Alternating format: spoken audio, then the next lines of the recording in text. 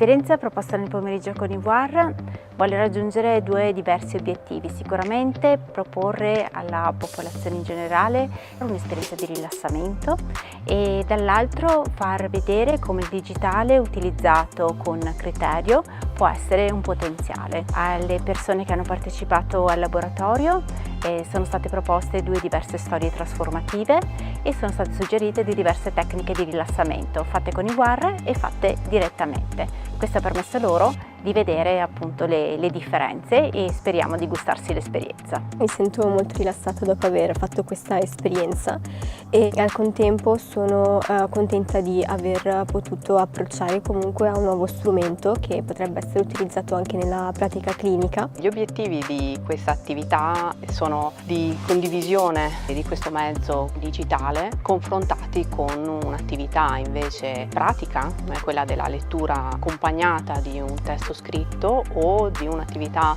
che viene utilizzata anche nei percorsi mindfulness come quella della camminata consapevole per sperimentare la potenzialità del mezzo. Personalmente mi ha lasciato comunque degli spunti di riflessione sia a livello personale perché avendo comunque anch'io difficoltà d'ansia, di concentrazione posso utilizzarli io personalmente a partire anche ad esempio dalla camminata consapevole.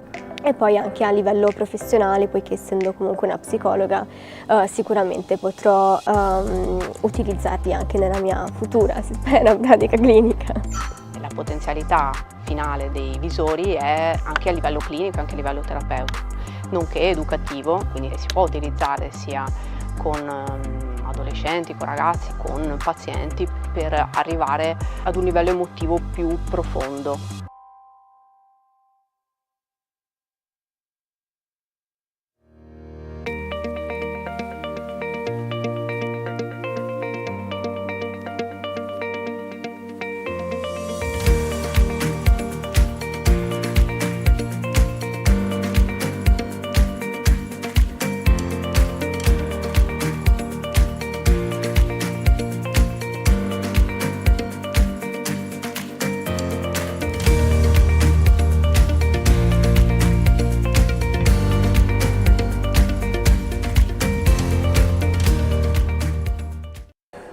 Buonasera a tutti, ben ritrovate e ben ritrovati a Cambio Gioco, la settimana per la prevenzione delle dipendenze comportamentali e del gioco d'azzardo patologico, un evento organizzato da UL6 Eugania di Padova in collaborazione con Alterevo Società Benefit e IM. Ringraziamo ancora una volta tutti gli enti che hanno concesso il patrocinio a questa iniziativa e i numerosi partner e media partner che ci aiutano a diffonderla su tutto il territorio nazionale. Ci troviamo sempre a Padova, all'interno del Barco Teatro, stiamo trasmettendo in diretta sulla pagina Facebook di Cambio Gioco e sul canale YouTube dell'UL6. Ormai sapete bene che esiste un sito dedicato a questo evento, da cui potete scaricare i materiali promozionali e l'intero programma, ma dove soprattutto a partire da questa sera resteranno a vostra disposizione tutte le videoregistrazioni degli incontri che abbiamo avuto in questa settimana con i nostri esperti e dove trovate anche le videoregistrazioni delle due edizioni precedenti. Ringraziamo le moltissime persone che ci hanno seguiti in queste giornate e le invitiamo anche questa sera a rilanciare le nostre dirette sui propri canali social e naturalmente a interagire con noi scrivendoci e commentando. Salutiamo anche il pubblico che è presente qui al Barco Teatro questa sera, molto numeroso, e salutiamo anche il dottor Fabio Sambataro, che è il direttore della Scuola di Specializzazione di Psichiatria di Padova. Grazie dottore di averci raggiunti a Cambio Gioco. Al dottore daremo la parola al termine della relazione del nostro esperto per un primo commento e anche per iniziare il dibattito con il nostro ospite di questa sera. Passo ora la parola per un saluto istituzionale al dottor Vito Sava, che è il direttore dell'unità operativa complessa Alta e Bassa Padovana dell'UL6 Eugania. Grazie dottore di essere qui, a lei la parola. Grazie a voi, grazie a tutti. Porto un saluto a nome della direzione dell'azienda UL6 che ha promosso e sostiene questa iniziativa. Ringrazio i relatori, Fabio Sambataro, che ho scoperto essere vicino di casa mio nella mia terra d'origine, e a Sarantis Danopoulos, già presidente della Società Psicanalitica Italiana. Questa sera sono particolarmente emozionato perché è come se si realizzasse qui in presenza una sorta di avvicinamento tra due anime della mia esperienza, l'esperienza analitica e l'esperienza istituzionale. E in qualche modo noi pensiamo alla psicanalisi come qualcosa che appartiene al lettino e alla stanza dell'analista, ed è vero, quella è la parte più intima e più profonda della psicanalisi, ma c'è un'esperienza psicanalitica che riguarda molto il lavoro delle istituzioni e il lavoro dei servizi. Cerchiamo, forse speriamo di trovare qualcosa che riavvicini questi mondi. Tanta area della psichiatria è nata ed è stata coltivata all'interno di questo mondo. Io pensavo a tante figure, solo per fare dei nomi: De Martis, Petrella, sacerdoti qui nel Veneto, nel Carloni, nella zona del Bolognese. Ecco. Forse le dipendenze sono state un po' meno toccate da quest'ambito, anche perché le dipendenze sono una psicopatologia un po' più complessa rispetto a quella della psichiatria. Credo che dovremmo riprendere questi dialoghi. Mi auguro che questa sia una serata che avvii questo percorso. Grazie ancora e una buona serata a tutti. Grazie a lei, dottor Sciava. Grazie, e invitiamo sul palco anche per un saluto anche la dottoressa Caterina Olivotto, che è presidente del Centro Veneto di Psicanalisi. Grazie dottoressa di averci raggiunti a Cambio Gioco. Allora, intanto buonasera a tutti. Io leggerò qui perché sono anch'io molto emozionata di questo incontro e quindi così non mi dilungo più di tanto. E insomma, intanto vorrei ringraziare il direttore dei servizi sociosanitari, il dottor Stefano Vianello, la dottoressa Valeria Zavana e il dottor Vito Sava per l'invito a portare i saluti del Centro Veneto di Psicoanalisi e a essere qui presente questa sera, cosa che faccio veramente con molto piacere, perché mi sembra testimoni sempre di più la ricerca di un'integrazione tra le varie diverse modalità di intervento che tengono al centro la persona nella sua interezza.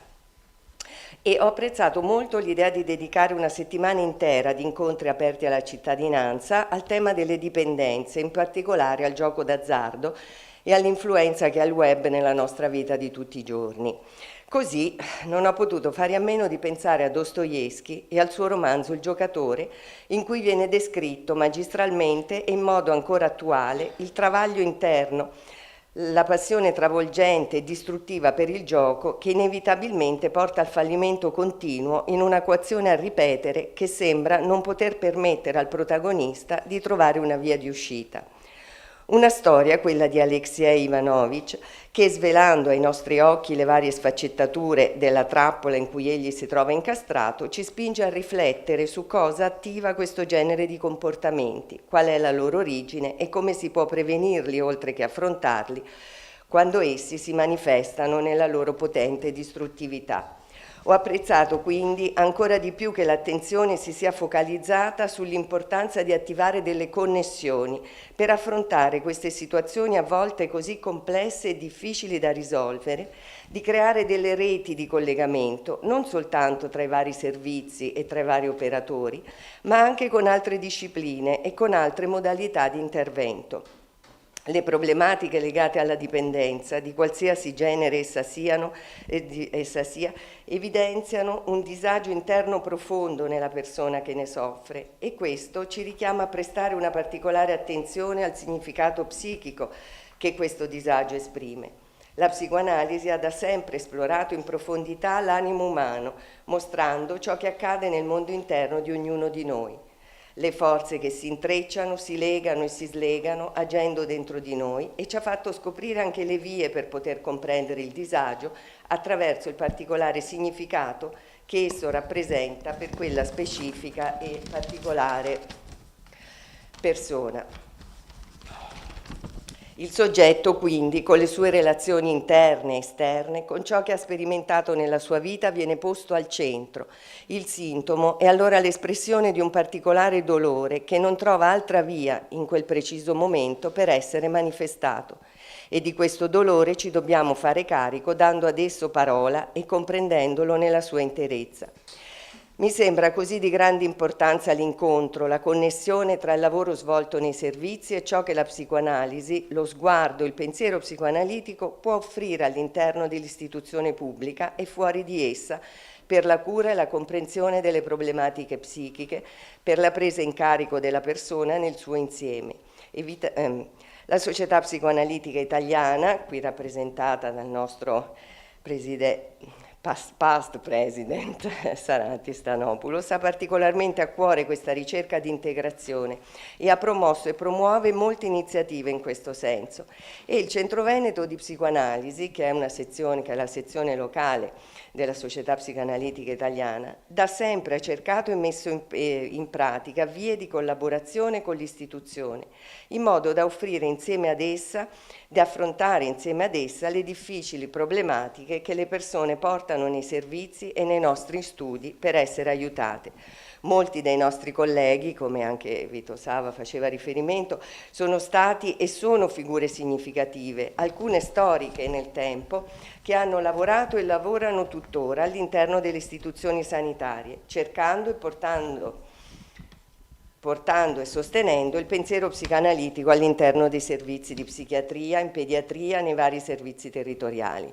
Un lavoro complesso e difficile, che però ha portato a mettere in atto connessioni che nel Centro Veneto hanno dato origine da molti anni a gruppi di studio, come per esempio il gruppo di psicoanalisi e psichiatria, che con i suoi sottogruppi collabora in vario modo con numerosi psichiatri che lavorano nel territorio, allo scopo di occuparsi insieme della clinica e organizzando annualmente delle giornate di studio presso il Centro Veneto che nascono dal desiderio di un particolare approfondimento di alcune patologie e dal confronto tra le diverse modalità di approccio con le quali esse vengono affrontate. Il Centro di Consultazione e Terapie Psicoanalitiche per adulti, bambini e adolescenti offre trattamenti psicoanalitici e lavora spesso in collaborazione con i servizi in uno scambio fruttuoso e arricchente. Nel tempo molte sono state le collaborazioni con la pediatria dell'ospedale di Padova e con alcuni pediatri di base. Da qualche anno inoltre ha preso il via anche il gruppo di psicoanalisi e giustizia che mette insieme psicoanalisti, psicoterapeuti, psichiatri, assistenti sociali, avvocati e giudici per riflettere e discutere insieme attraverso una clinica sempre più complessa e purtroppo attuale dell'intreccio e della possibilità di collaborazione tra queste due discipline. Ed è da queste esperienze di condivisione e di scambio reciproco che nasce il mio augurio a che questa settimana e soprattutto questa serata in particolare siano solo l'inizio di nuovi approfondimenti e di nuove collaborazioni. Voglio solo infine segnalare a proposito del web che è in uscita nella rivista Knot Garden del centro proprio un numero che si intitolerà Impronte digitali, curato dalla dottoressa Silvia Mondini, che è dedicato proprio allo studio e all'approfondimento di queste tematiche. Vi ringrazio e un buon ascolto a tutti. Grazie a lei, dottoressa Olivotto. L'incontro di questa sera si intitola Come coltivare relazioni autentiche. Abbiamo con noi Saranti Stanopoulos, che vi chiedo di accogliere con un altro applauso. Grazie dottore di essere qui. Saranti Stanopoulos è membro ordinario con funzioni di training della Società Psicoanalitica Italiana, di cui è stato presidente fino al 2024. I suoi campi di interesse clinico e teorico sono psicosi, trasmissione transgenerazionale del dolore psichico, spazio onirico dell'esperienza, tragedia greca, declinazioni della sessualità, psicanalisi e femminilità, psicoanalisi e società e molto altro. Ha pubblicato molti volumi, tra i quali ricordiamo gli ultimi, Il desiderio che ama il lutto e Il pensiero affettivo. Prima di lasciare la parola al dottor Sarantis, ricordo a tutte le persone che ci seguono da casa che possono interagire con il festival e anche porre delle domande al nostro esperto commentando le dirette nei profili social oppure utilizzando il numero che vedete in sovraimpressione per mandarci dei messaggi WhatsApp. Il numero è 370-318-6802. Lascio quindi la parola a Sarantis Stanopoulos e auguro a tutti buon incontro. Grazie dell'invito. Sono stato presidente della Società Psicoanalitica Italiana in realtà fino a 10 giorni fa, per questo c'è ancora un po' di confusione. E devo dire che mi sento abbastanza rilassato perché è comunque un lavoro molto faticoso, molto impegnativo, ma anche molto appassionato. E vorrei dire in primo luogo che, contrariamente a quello che si pensa, la cultura della cura psicoanalitica è sicuramente una cura complessa, un sapere complesso, ma niente affatto elitario. Noi ci occupiamo delle questioni esistenziali delle persone, di persone semplici che stanno nella vita, che amano, odiano, soffrono. Non siamo niente affatto chiusi nella nostra stanza, che è durante il nostro lavoro, ma nella nostra stanza entrano i problemi e le speranze del mondo. Noi abbiamo costantemente a che fare con le famiglie delle persone che vengono da noi, con le persone che amano, con i loro amici, con il loro lavoro, con il contesto della comunità in cui si trovano, ed è molto importante essere aperti. Quindi l'analisi è un lavoro sperimentale, un lavoro di laboratorio, non è una scienza canonica, tutto quello che noi sappiamo è costantemente messo alla prova dentro la relazione, nelle relazioni del mondo, e costantemente si rinnova.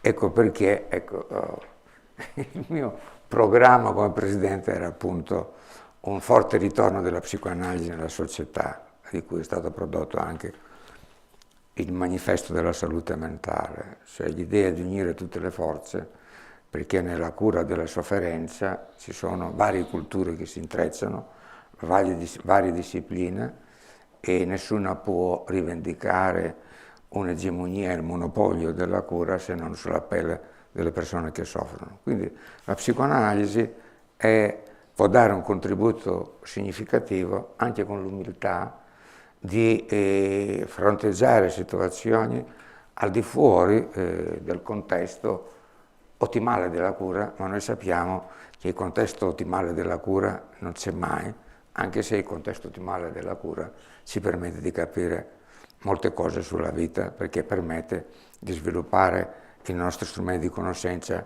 in modo più complesso e ricco. Ecco, cambio gioco ha a che fare con il gioco d'azzardo, ovviamente, ma ha a che fare con il problema generale della dipendenza. Dico un problema generale della dipendenza perché oggi non sappiamo definire la dipendenza e stiamo in una continua confusione tra autodeterminazione dell'essere umano e eterodeterminazione.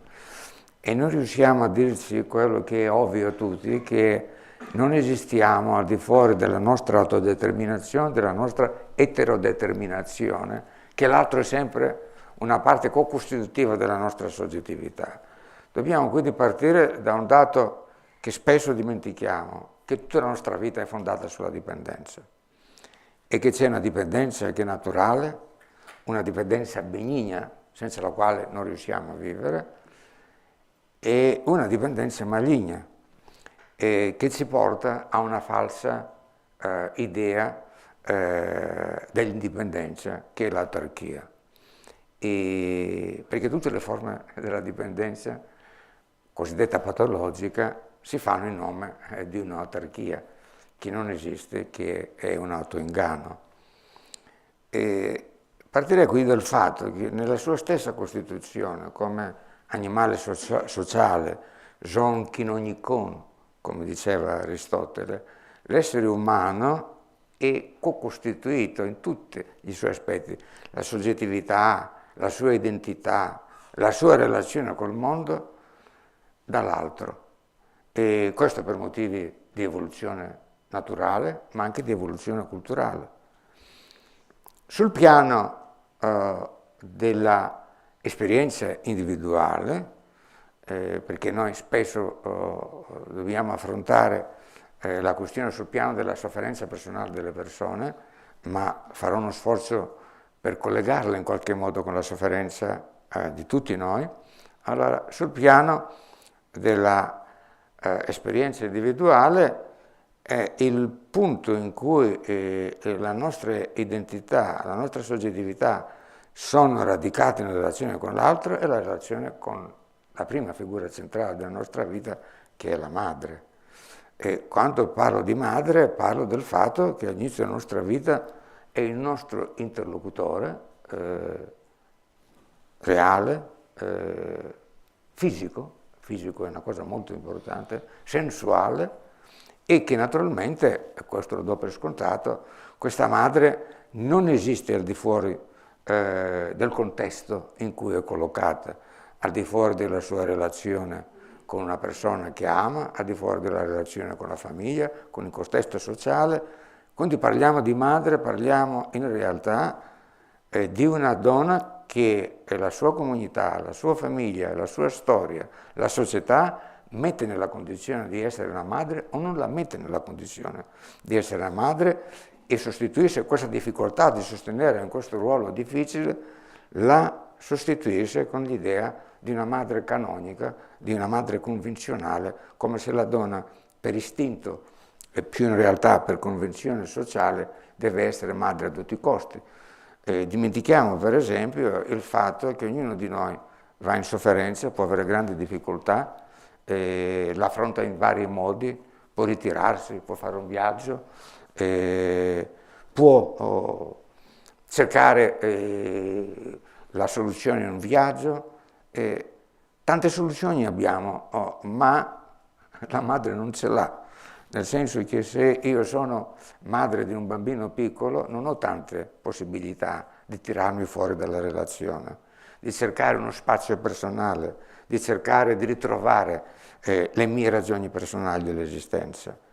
E quindi la madre, e questa è una vera questione molto importante sulla quale non riflettiamo, la madre deve fare il suo ruolo, operare come madre, ma senza poter mettere l'anima. Questo penso è alla base del discorso della sofferenza personale, soprattutto nella dipendenza, e cercherò di far capire perché.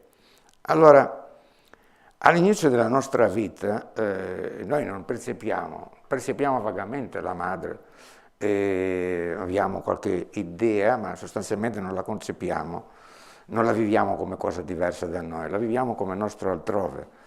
Ed è molto importante però questo, perché la madre opera secondo, parlerò soltanto di psicanalisti, ma perché su questo campo hanno dato degli strumenti di conoscenza molto importanti, non spesso riconosciuti, anche se sono due analisti molto noti.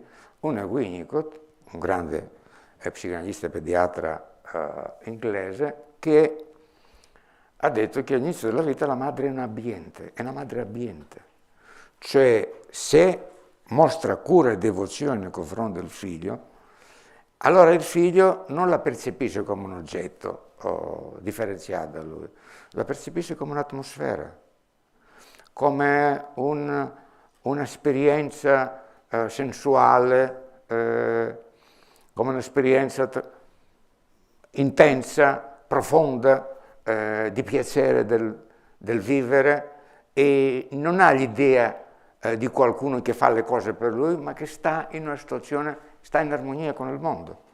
E è qui che si fonda chiaramente, nella nostra esperienza personale degli inizi, si fonda questa dipendenza dalla madre. Perché immaginate che se la madre non è abbastanza serena per svolgere questo ruolo, se non è in grado di giocare con il figlio, ecco, per tornare al gioco, perché il gioco è una cosa bella, significa un'intesa libera da convenzioni, da regole, da limitazioni, dove la cosa importante è trovare un'intesa tra le differenze. Allora, se la madre non è in grado di fare questo, naturalmente noi non riusciamo a avere una percezione della realtà, della nostra congiunta esistenza tra noi e il mondo. È la madre che ce lo permette di averlo, anche se noi non sappiamo che lei esiste, lo sapremo pian piano. Ora, Bolas, che è un altro analista inglese, è anche amico e anche allievo in realtà di Winnicott, che ha aggiunto qualcosa su questo, che ha detto che certo noi non percepiamo la differenza della madre, ma la madre ci trasforma.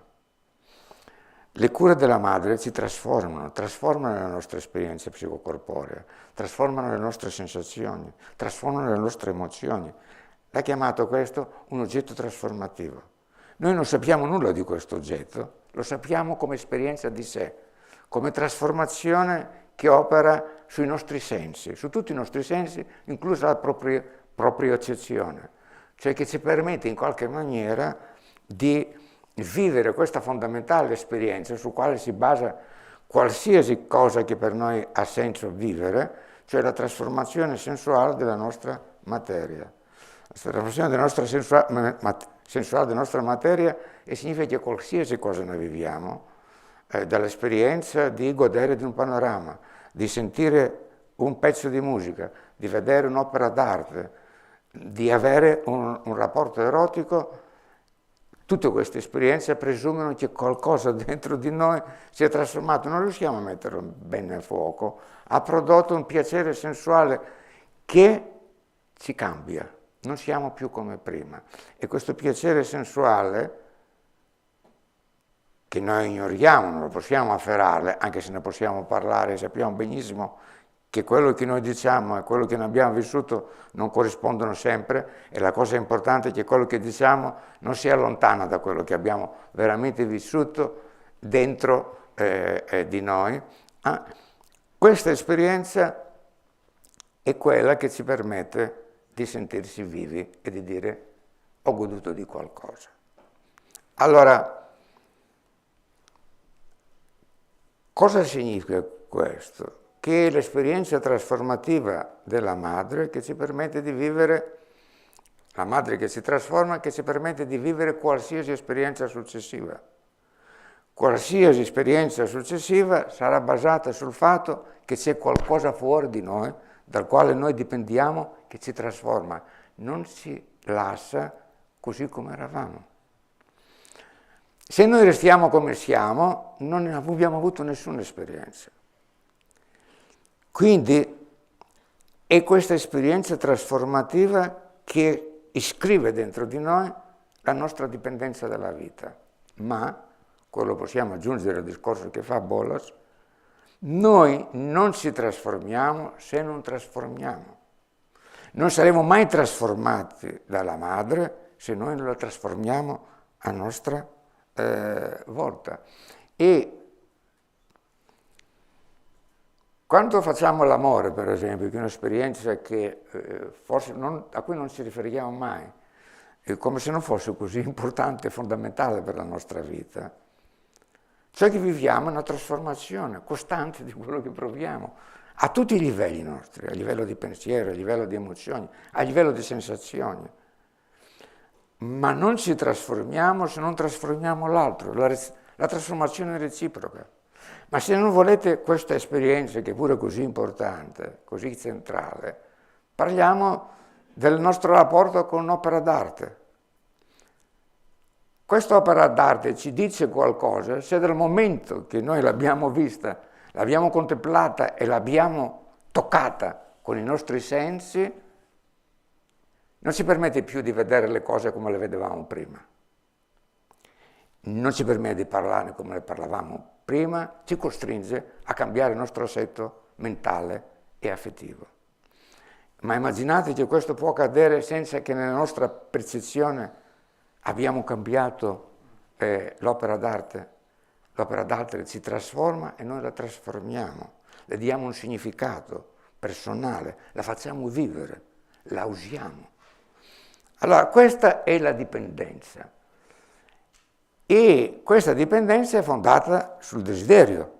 Perché dico il desiderio? Perché noi intendiamo il desiderio e il bisogno nella stessa identica maniera, sono molto diversi.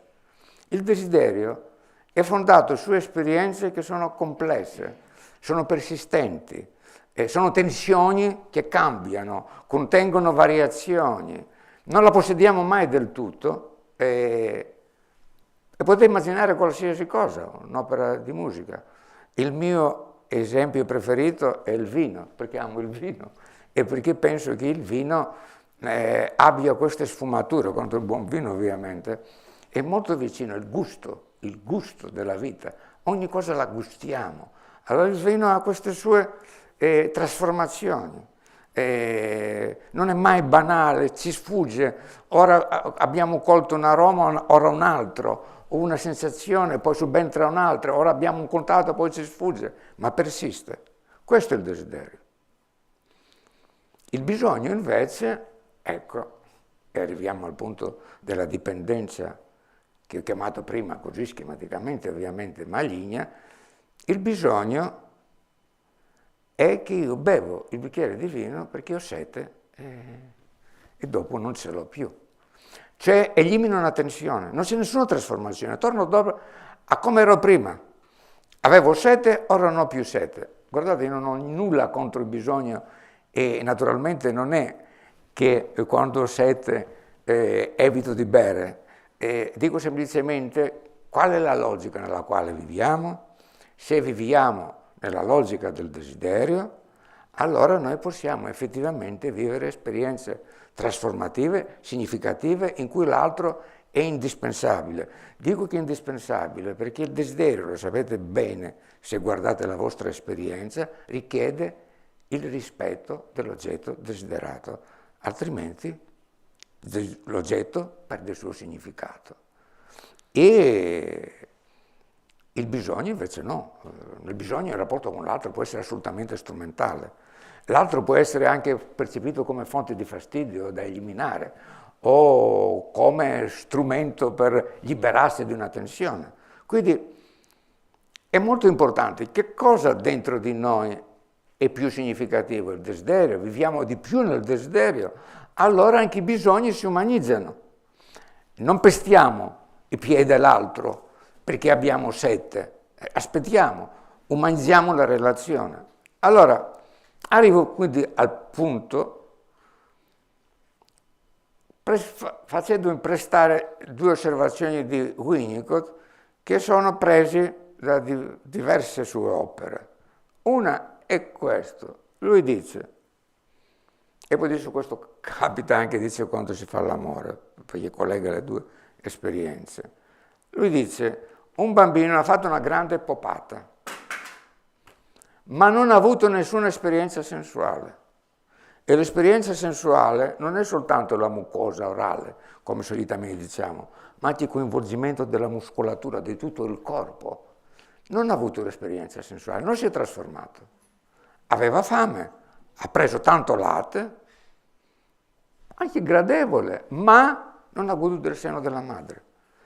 Questo bambino si sente truffato e dice, quando facciamo l'amore, spesso diciamo che abbiamo avuto un grande rapporto, ma dentro di noi ci siamo truffati, perché non abbiamo sentito nulla di profondo. Abbiamo scaricato la tensione, ma ci sentiamo truffati. Badiamo a questa idea del sentirsi truffati. Cosa significa? Che spesso le madri, per i motivi di cui parlavo prima, non sono in grado di soddisfare il desiderio del bambino, soddisfano il bisogno perché questo lo possono fare, perché sentono, perché hanno un senso del dovere e lo fanno, non lasciano affamato il bambino, ma non riescono a mettere il corpo dentro, le emozioni, il desiderio, perché non sono degli automi, non sono nella condizione di farlo. Questo è il tipo di madre che soddisfa il bisogno materiale. Poi lui ha un'altra intuizione altrettanto interessante, cioè che dice c'è un tempo X, diverso da bambino a bambino, in cui la madre può intervenire per soddisfare il suo desiderio. Poi c'è un tempo Y in cui può riparare. Poi c'è un altro tempo, superato il tempo X più Y, in cui può soltanto calmarlo. O il bambino si è depresso e lo può eccitare o tirare su. Questo crea una dipendenza dall'effetto calmante o dall'effetto eccitante. Badiamo bene, non dei bisogni materiali. Cioè le persone che dipendono non cercano di soddisfare i loro bisogni materiali, spesso li trascurano assolutamente. Cercano di rispondere all'esigenza perpetua di calmarsi o di sentirsi stimolati, tirarsi su. C'è un fenomeno fondamentale che lo vediamo naturalmente in tutte le esperienze di dipendenza, che si tratti di sostanze, che si tratta della dipendenza dagli internet, dal sesso, che si tratta dalla performance. Ecco, allora, tutte queste dipendenze così pressanti e che portano la persona a non essere mai contenta, a ripetere perché continuano a drogarsi, perché continuano a dipendere. Che succede? Qual è il meccanismo perverso che porta a questa costante dipendenza da un caffetto calmante, un caffetto eccitante che non finisce mai? Il fatto della frustrazione del desiderio. Perché se il desiderio è frustrato, si crea una tensione. Il meccanismo che si è instaurato è che al posto di una soddisfazione del desiderio si è eliminata una tensione, cioè il bambino, immaginate qualsiasi desiderio del bambino che la madre non ha potuto soddisfare, dico madre per schematizzare il discorso, e che poi interviene per consolarlo. Il bambino è consolato, è calmato, ma rimane la sensazione di una frustrazione dentro di sé. Allora, se questo meccanismo si impone nella sua vita, è chiaro che il desiderio non sarà mai soddisfatto. La tensione si creerà sempre. La maggiore tensione che si crea oggi nella società è l'insoddisfazione del desiderio. Il fatto che non abbiamo esperienze profonde, che tendiamo a scaricare le tensioni, ma non vivere veramente le esperienze. Questo lo paghiamo. E lo pagano specialmente le persone che sono incastrate nella loro vita in questo modello di rapporto con la vita. Perché più tu scarichi la tensione, più non c'è la soddisfazione profonda, e più si crea la tensione, e più cerchi di scaricarla. Voi ricordate tutti Tantalo. La persona è costantemente affamata, insegue qualcosa che non può ottenere, rimane incastrata lì a vita. Allora, la cosa che io vorrei associare a questo discorso, perché è importante anche per capire la questione sociale, è il fatto che il desiderio è un aspetto fondamentale della dipendenza vera dagli altri e non della dipendenza maligna, perché torno a ripetere, la dipendenza maligna di cui noi stiamo parlando, l'altro non c'è veramente. E questa è la cosa drammatica. È la possibilità del rischio. Il desiderio è intimamente collegato al rischio. Se desideriamo, dobbiamo sentirsi liberi di desiderare a modo nostro e l'altro deve desiderare a modo suo, perché altrimenti, come dicevo, il desiderio non si sviluppa. Allora, questo è un rischio. Possiamo non trovarsi. Ma immaginate anche una cosa così naturale, in realtà in ognuno di noi.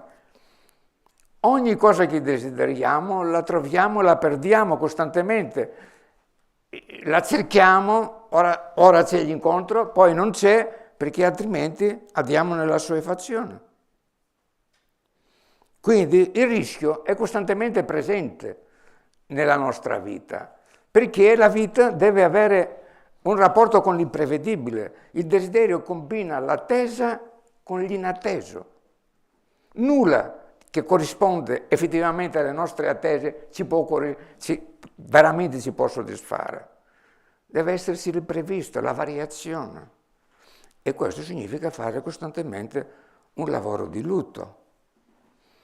Ma questa cosa è anche un aspetto fondamentale del nostro rapporto con la vita, perché l'imprevedibile ci permette la sorpresa, la meraviglia, la scoperta. Come possiamo conoscere il mondo se non ci esponiamo alla sperimentazione, a rischio di non capire, a rischio di fare un passo falso? Come possiamo conoscere la realtà se pretendiamo di chiuderla nei nostri schemi?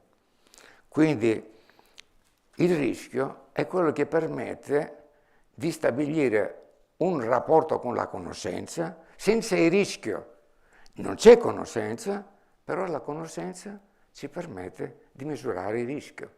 Il rischio di cui parlo è il rischio pensato, il rischio che è guidato dalla prudenza.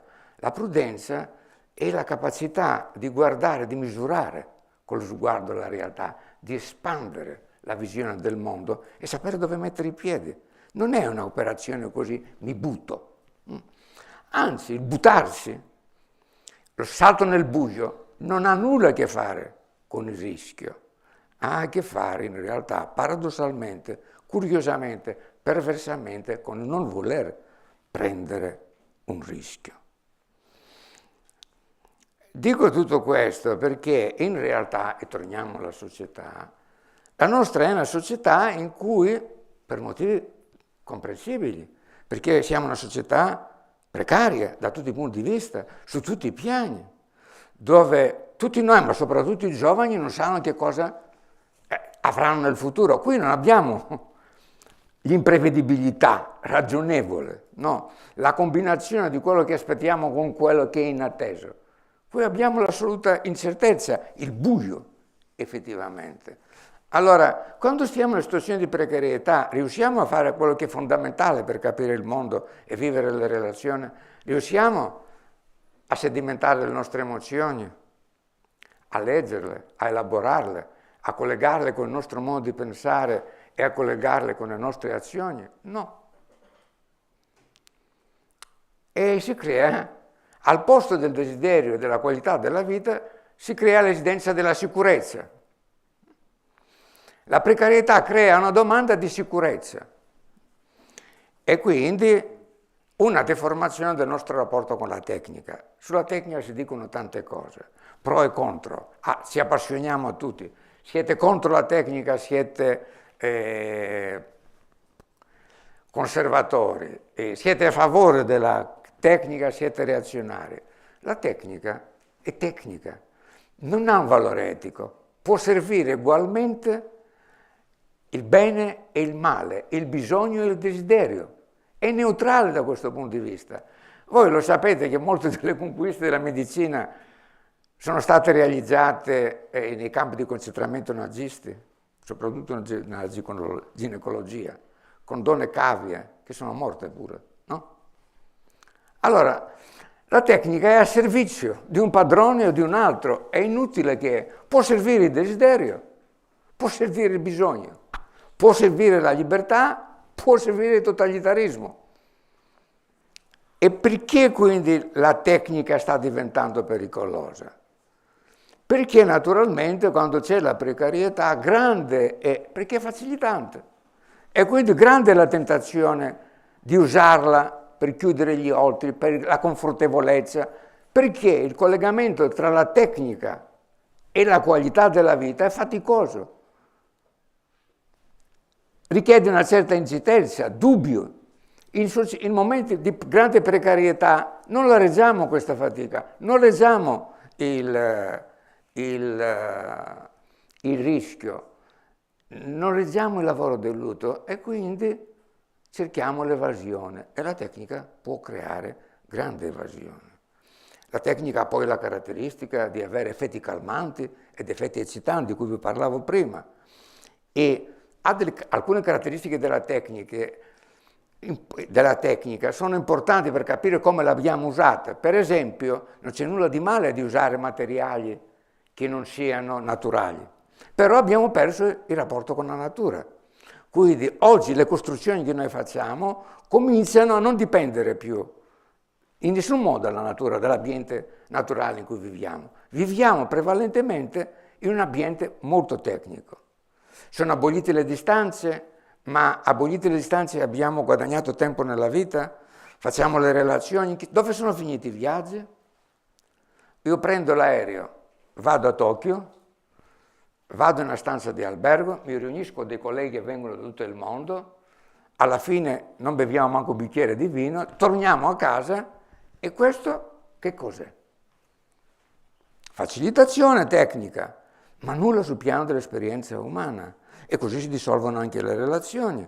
E bisogna tenere presente, ci sono state delle ricerche negli Stati Uniti, che è il trionfo della tecnica, ricerche dello Stato americano, che mostrano come la comunicazione online ha aumentato del 44% per quel che riguarda, 43% il rischio di morti precoci. Morti precoci non per morti naturali, per persone che soffrono di solitudine esistenziale. E l'isolamento sociale è ancora peggio, del 74%. Quindi sapete che effetto ha sulla salute fisica. Noi non stiamo parlando ora della salute psichica. Allora, sono delle cose che ci devono far riflettere, perché sempre di più noi dipendiamo da questi meccanismi. E qui non si tratta più di parlare dei tossicodipendenti, di un tipo o di un altro, di parlare di tutti noi. E del fatto che questo mette in discussione la nostra sopravvivenza fisica e in pericolo la nostra vita. Tutt'altro di quello che noi pensiamo. D'altro canto lo vediamo. L'ambiente, voi non siete lontani dall'Emilia Romagna, no? Dalle piogge torrenziali, da disastri ambientali. Lo sapete che ora le società assicurative non assicurano. Stiamo distruggendo l'ambiente, siamo la società più tecnologica di tutta la storia, ma non siamo in grado di difendere le cose elementari della nostra convivenza. Perché?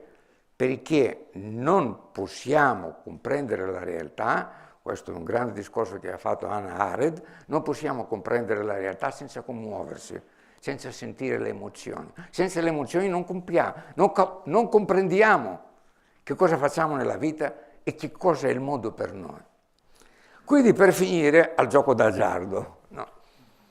Il gioco d'azzardo naturalmente è, appunto, come dicevo prima, contrariamente a quello che noi pensiamo, è la ricerca della sicurezza. Allora ci sono due maniere di intendere la sicurezza. Una è quella di cercare tutto quello che è previsto, ma cercare tutto quello che è previsto anche quando noi facciamo un discorso sull'algoritmo, sulle probabilità. Qui ha scritto un bellissimo libro Agamben, Che cosa è il reale? Quando noi retiamo prevendibile il reale, necessariamente lo recentiamo, lo chiudiamo in quello che noi possiamo prevedere. Il reale si vendica. Più limitiamo il nostro rapporto con la realtà, più la realtà non è conosciuta e ci minaccia. Quindi il discorso della sicurezza non ci porta ad essere sicuri. L'unica cosa che ci permette la sicurezza è quello che dicevo prima, il rischio ragionato, il rischio pensato. Il rapporto tra l'idea di accettare ciò che è imprevedibile e però collegarlo alla conoscenza che la cosa imprevedibile ci dà e alla prudenza che misura lo spazio. E così è la nostra vita. E quando si dice chi non rischia non rosica, e si dice, tutto lo diciamo, ma non riusciamo ad accettare che questa è una profonda verità che è così profonda e così ovvia che la dimentichiamo. Allora, l'azzardo, se la vogliamo vedere sul piano, sulla base della mia esperienza clinica, l'azzardo che non dobbiamo, come dire, moralizzarlo. Io mi guardo bene da vedere nel giocatore d'azzardo una persona, c'è una forma maligna di azzardo, ma non riguarda la maggior parte dei giocatori d'azzardo. Non sono persone che si muovono da una dimensione distruttiva. E in partenza, nella mia esperienza clinica, sono persone che, parlavo prima della madre, che hanno a che fare con una madre che ha difficoltà di aderire al loro desiderio, loro hanno paura di coinvolgerla, hanno paura, vivono l'appropriazione della vita come furto, sono molto presenti, è molto presente l'idea di rubare qualcosa, di prevaricare qualcuno, quindi tendono a astenersi, a compiacere l'altro, a compiacere la realtà, a non rivendicare il loro posto nel mondo e naturalmente si sentono in qualche maniera castrati nella loro esistenza. Quindi giocare d'azzardo e mettere in gioco il desiderio, in qualche maniera farlo vivere, sotto anche forma di eccitazione. Voglio vivere ma perdere. Quindi è il vivere del desiderio che è vicinissimo, a stretto contatto con la morte del desiderio. Sono una perpetua necessità di sacrificare il desiderio per farlo risorgere e naturalmente restano dentro questa spirale. Ma attenzione, come in tante situazioni in cui il desiderio è violentato, bisogna non vedere la superficie ma la profondità. Se puoi agganciarli da qualche parte è il fatto che restano comunque soggetti desideranti. Bisogna liberare il desiderio dalla sua autocensura, perché la logica che loro hanno è che il desiderio è troppo potente per la relazione. Però, e qui sto concludendo, c'è un'altra forma molto pericolosa e molto distruttiva dell'azzardo, che è quando noi non ci identifichiamo più con il desiderio che dobbiamo sacrificare, censurare, ma ci identifichiamo con la morte del desiderio, perché vediamo nel desiderio una nostra debolezza. Nel primo caso il desiderio è troppo, la passione è pericolosa. Nel secondo caso, lo dico così, avere passione significa essere fesso, essere debole, esporti, un ingenuo. Invece la morte del desiderio ti rende forte. È quello che chiamiamo la legge del più forte, che porta a un'identificazione con la morte del desiderio. E penso che alla fin fine il rischio che si corre, essendo noi una società di procedure, perché siamo convinti che se è una procedura, le procedure sono molto precise, tutto quello che è preciso e matematicamente calcolabile, noi pensiamo che funziona. Non è affatto vero. Funziona la procedura, ma per che cosa? Questo non ce lo poniamo mai. E quindi rischiamo di identificarsi con i dispositivi e perdiamo l'oggetto del desiderio e perdiamo anche la nostra soggettività. Da questo punto di vista, visto che ci siamo, la mia più grande preoccupazione in questo momento è per un tipo nuovo di sofferenza grave e destrutturante, che non è la sofferenza dei nostri pazienti cosiddetti psicotici, che sono persone che soffrono, si lacerano, si rompono pur di rimanere vivi e cercano poi di afferrare il senso del mondo. Non è una cosa semplice, ma è una cosa in cui c'è vita. Invece assistiamo a un fenomeno in cui le persone si inaridiscono, si svuotano e si diventano mine vaganti e né io né te li vediamo mai. Sono i vicini di casa normalissimi che improvvisamente scoppiano. Grazie.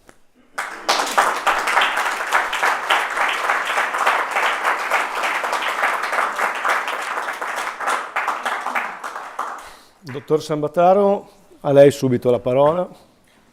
Intanto ringrazio Sanate se ha fatto una disamina partendo da questo bisogno, da questa dipendenza e interdipendenza, quindi è connaturata in noi. Quindi io mi chiedo, in tutto questo percorso io vengo da un'altra formazione un po' più psichiatrica, un po' più cognitivista, quindi anche risuonava anche dell'errore di predizione nell'attesa, in questo desiderio in cui l'incertezza è quella che alimenta poi il mio andare avanti. Quindi bello, quindi sicuramente alla radice abbiamo la spinta ad andare avanti che ci connatura, quindi la madre in tutto questo che filtra anche le nostre esperienze. E mi chiedo come questo possa poi nella realtà, nella società attuale, i cambiamenti che noi abbiamo visto. Abbiamo parlato, non demonizziamo la tecnologia, sono d'accordo, la tecnologia è l'uso della tecnologia, è il modo in cui ma è questo, l'evoluzione della società che abbiamo avuto, com'è che ha influenzato la dipendenza e la gestione del desiderio in questo contesto? È un bambino di 8 anni che gioca con questi videogames, che ricerca la tecnica, però riesce anche a fermarsi poi un attimo, anche con una guida esterna da questo punto di vista. Quello che sta succedendo, il gioco d'azzardo patologico lo troviamo già negli adolescenti. Cos'è che succede in quella fase? come la società può aver contribuito all'emergenza di questo problema? Per quel che riguarda i bambini e gli adolescenti, sempre di più sto pensando che noi non calcoliamo il fatto della pandemia e del lockdown. Del lockdown perché è stato isolamento sociale e della pandemia perché ho pensato sempre che la pandemia da una parte c'era il virus e dall'altra per il virus psichico, cioè la paura di essere contaminati. Questo aumenta sempre la diffidenza verso l'altro, non soltanto... E questo ci ha reso... Allora questi ragazzi sono per 3-4 anni della loro vita, io lo vedo in alcuni adolescenti, più chiaramente non vedo bambini, ma penso che anche nei bambini si vede negli adolescenti che è un momento di transizione, no? Gli adolescenti sono incoerenti per natura perché è la fase sperimentale della vita, ma devono stare nella vita. Se sono chiusi, isolati l'uno dall'altro, si congelano. E vedi gli adolescenti che sono in ritardo di 3-4 anni. Tecnologicamente sono bravissimi, perché la tecnologia ti dà gli strumenti per colmare dei vuoti, colmarli ma non ripara il vuoto, questo è il discorso. Perché la società è così? Anche con gli adolescenti che io vedo, vi dico un esempio, che è al di là anche della pandemia, la pandemia là naturalmente, c'è una persona che io vedo che ora ha 18 anni e che per vari motivi, per scelta dei genitori, importanti come perché, dall'età di 10 anni in poi, ora 19 anni, dall'età di 10 anni in poi è andato a scuola online, una scuola online negli Stati Uniti e per alcune ore del giorno aveva professori che vedeva in questo per 8 anni della sua vita. E è venuto e mi ha detto, ma guardi, dice, io non è che ho dei particolari disturbi. E lei si chiederà perché vengo qui. E dico sì, perché? Perché non mi sento vivo. Dice, non c'è niente che non va in me. Dice, tra l'altro ragionava benissimo, linguaggio perfetto. Secondo me è anche una persona viva dentro. Ma dice, non mi sento vivo, perché soltanto chi è vivo può dire non mi sento vivo. Allora questo è rappresentativo. Abbiamo perso le nostre relazioni, senza andare così lontano. E allora la cosa importante è che dentro già la relazione di cura, tu devi stare nella relazione, permettere che i tuoi sentimenti, e le mie emozioni e le sue emozioni trovino uno spazio di comunicazione che insieme cominciamo a immaginare un altro modo di vedere, di vivere la realtà. Perché, come dicevo, non sono affatto contro l'idea né della televisione né del dibattito, altrimenti non sarei qui, in cui trovo anche interessante che uno può partecipare a un dibattito stando a 200 chilometri o un migliaio di chilometri di qua, però questo non deve sostituire questo spazio qui. E ognuno di noi che partecipa nelle grandi platee del mondo lo deve fare partendo dalla sua esperienza in questi spazi che io chiamo gli spazi piccoli della convivialità. Allora, o le platee si fondano su questi spazi e così trovano il modo di incontrarsi, o li sostituiscono. Allora, immaginate che questo è accaduto in qualsiasi settore della nostra vita. Prendete per esempio lo smart working. No? Lo smart working è stato molto facilitante, però non ha permesso più lo scambio delle idee. Allora, che cosa sta accadendo? Che se ne sono resi conto tutti. E però le persone destinate a gestire le cose devono vedersi da vicino. Le pedine possono stare smart working in eterno. Noi non riusciamo a capire che questa limitazione del fatto che gli uni possono vedersi, gli altri non possono vedersi, sono la maggioranza, distrugge la vita di tutti. Quindi riprendere le nostre relazioni personali è fondamentale. Quindi nessuno può dire che è una cosa negativa che comunico. Personalmente preferisco, diciamo così, il telefono come comunicazione, no? Quando è una comunicazione personale, no? Ma ho una chat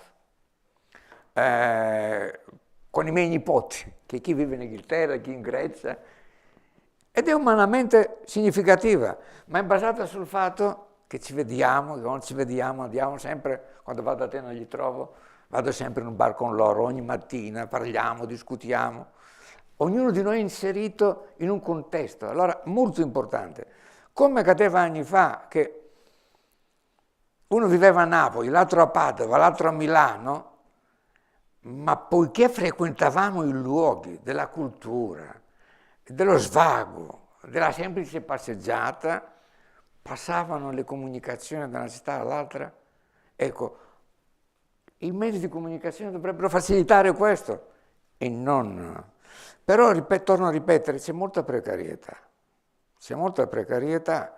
e molta difficoltà e cominciamo a diventare diffidenti l'uno nei confronti degli altri. Io direi così, questa domanda che trovo molto interessante. Mi ricordo un discorso, amo molto Hannah Arendt, penso che sia la filosofa più interessante del secolo scorso e che ha previsto molte cose e ha ripreso un discorso di un filosofo greco, Epitetto, che parlava dell'uomo eremos, cioè la persona isolata che percepisce l'altro come identità, gli altri come entità indifferenti o ostili. Ora,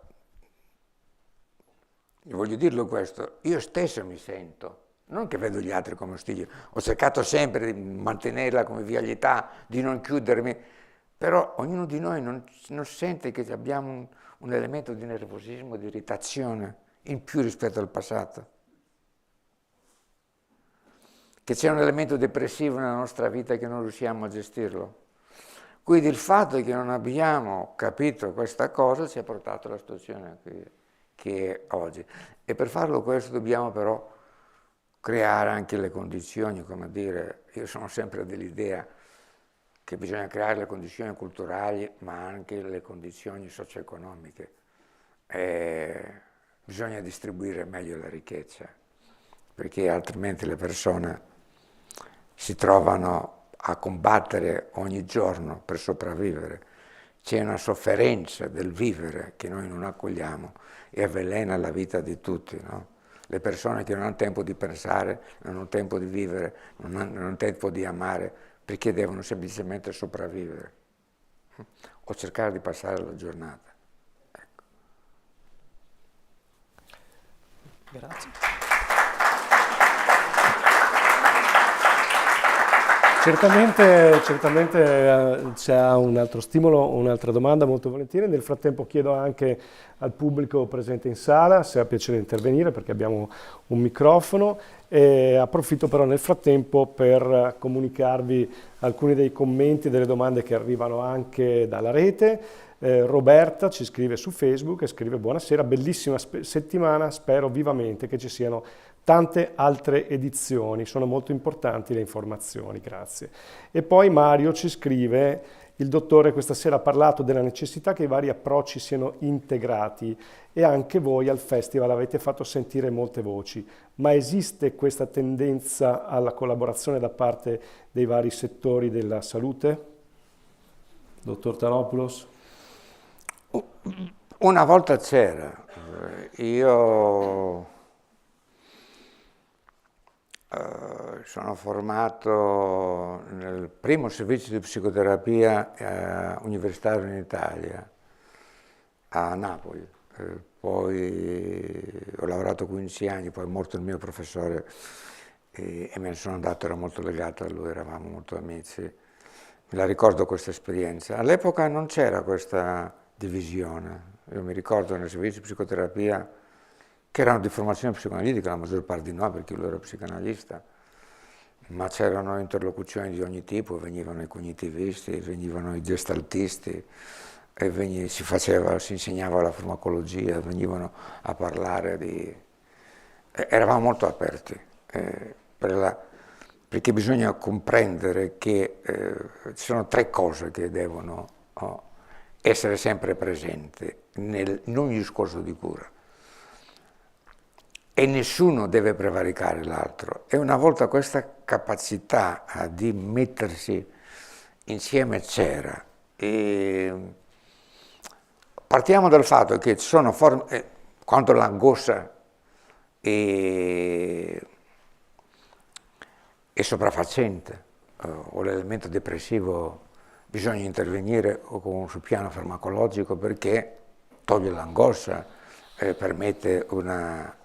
Naturalmente usare i farmaci è importante sapere di usare, perché molti li usano distrattamente, sedativamente, e c'è arte in questo. Nella farmacologia psichiatrica non ci sono tanti farmaci in realtà, ma c'è l'abilità a capire la relazione col paziente, come lo usare, come non usarlo.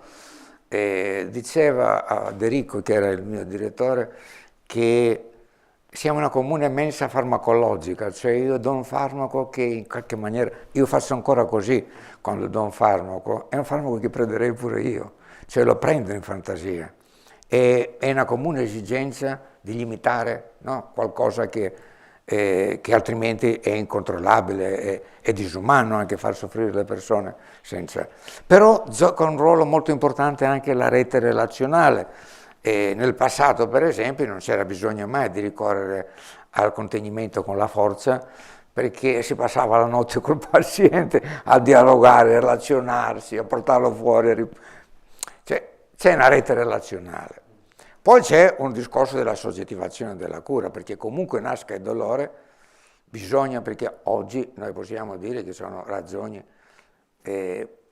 psicosociali, biologiche, ma sicuramente in ogni sofferenza, ma dobbiamo pure accettare il discorso epigenetico che sostanzialmente dice che non è dove sta, ma nella loro relazione.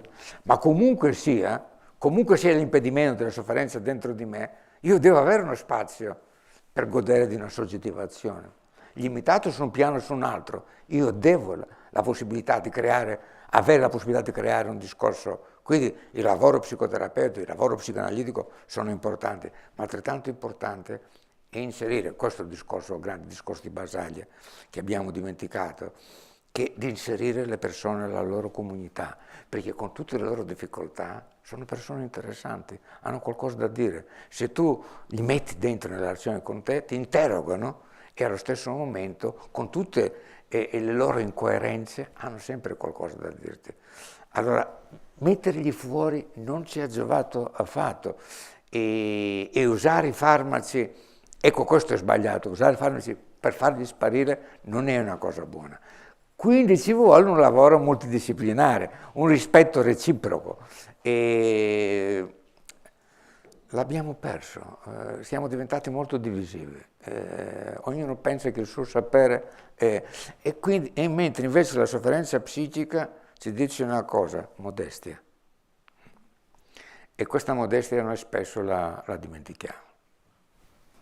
Grazie dottore. Dottor Sambataro, se ha un'altra domanda, un altro stimolo, volentieri. Sì. Ritornando al discorso del gioco d'azzardo patologico, e anche se possiamo distinguere che c'è una prima fase in cui il desiderio di rischio, vinco, c'è poi una seconda fase in cui voglio recuperare le perdite, poi c'è un'altra fase in cui sono rassegnato. Come possiamo in questo modello della relazione della dipendenza vederla in queste diverse fasi che in realtà sono un po' diverse, mentre le prime due forse sono due momenti che temporalmente messo insieme, come le possiamo articolare? Ma intanto il giocatore d'azzardo, proprio perché quando non sto parlando della forma maligna dell'azzardo che è distruttiva e autodistruttiva, ma non penso che sia così generalizzata nelle persone che effettivamente hanno questa dipendenza dal gioco d'azzardo.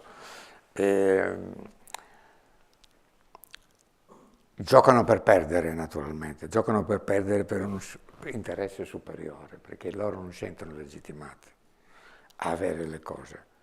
Però il desiderio c'è dentro di loro. Per questo dico, c'è una differenza tra sacrificare il desiderio ogni volta che risorge e farlo risorgere sempre e ucciderlo tutte le volte per non farlo risorgere. E quindi, però non parlo di questa cosa, è una cosa complicata, non sempre si identifica con i giocatori d'azzardo veri e propri, eccetera.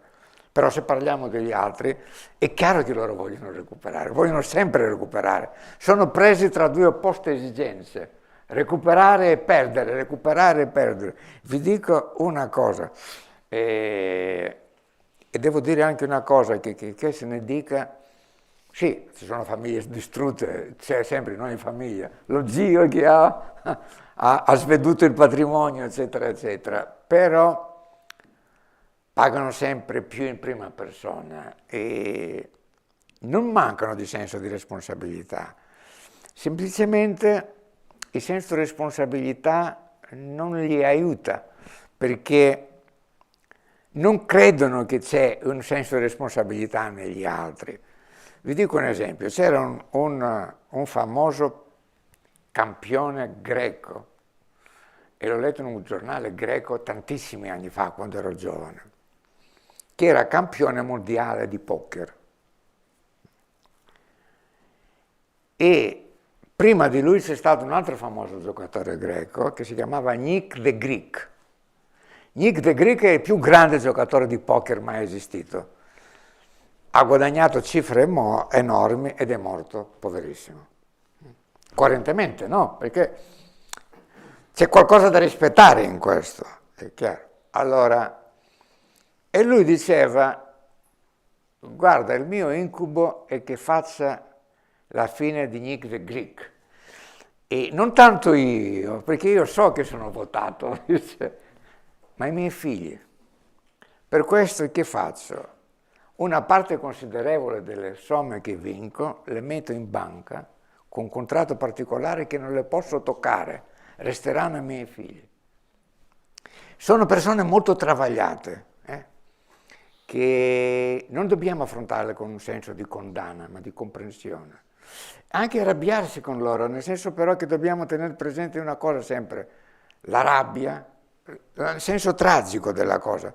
Loro sono tragici, vanno dalla buona alla cattiva sorte perché ripetono il meccanismo, l'esempio della tragedia.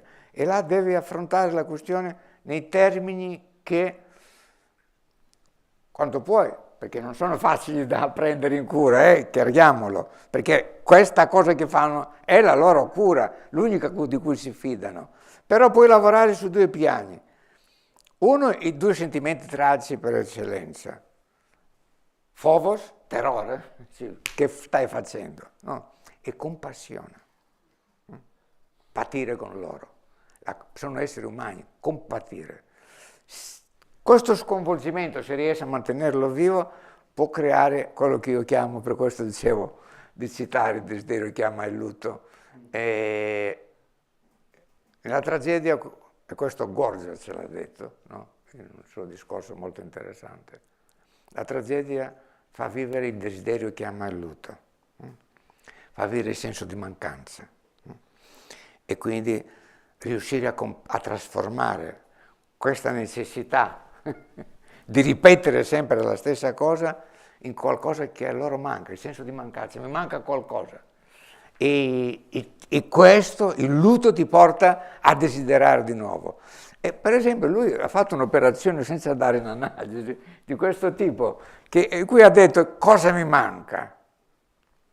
L'idea di lasciare qualcosa ai miei figli, che io resti vivo attraverso di loro, che quello che io non riesco a fare, difendere il mio desiderio, lo possono fare loro. È una sua, dobbiamo imparare da queste cose, non dobbiamo partire sempre, cioè l'analista non ha mai un'idea su come devono andare a finire le cose, fa tutto quello che può perché la persona trovi la sua strada, non ha una preferenza per una cosa o per l'altra, e se ce l'ha è momentanea, fa parte della relazione ed è pronto a cambiarla alla prima occasione necessaria.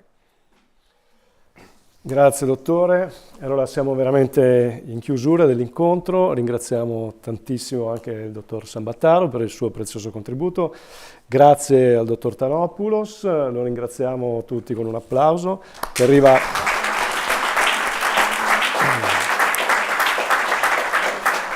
arriva anche dalle moltissime persone che ci hanno seguiti da remoto, da tutta Italia, hanno mandato i loro commenti di apprezzamento e noi ringraziamo loro e tutte le persone che in questa settimana hanno interagito e si sono connesse con il nostro festival.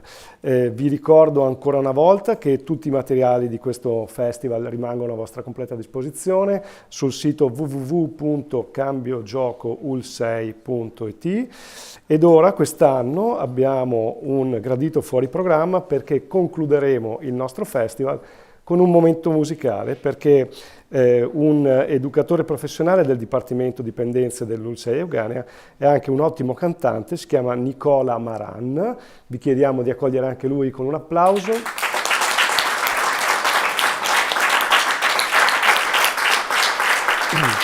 E allora lasciamo alla musica e all'arte il compito di concludere il nostro festival Cambio Gioco 2025. Grazie a tutti.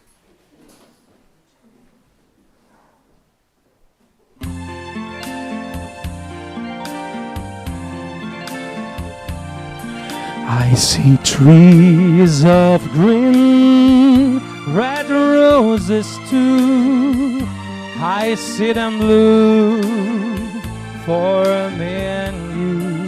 And I think to myself, what a wonderful world. Ooh, I see skies of blue, clouds of white, bright blessed day, the dark sacred night, and I think to myself, what a wonderful world.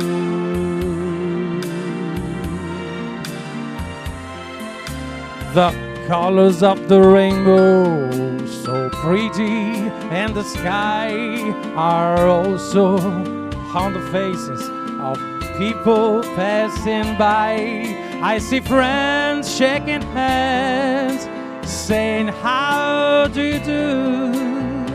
They really saying I love you.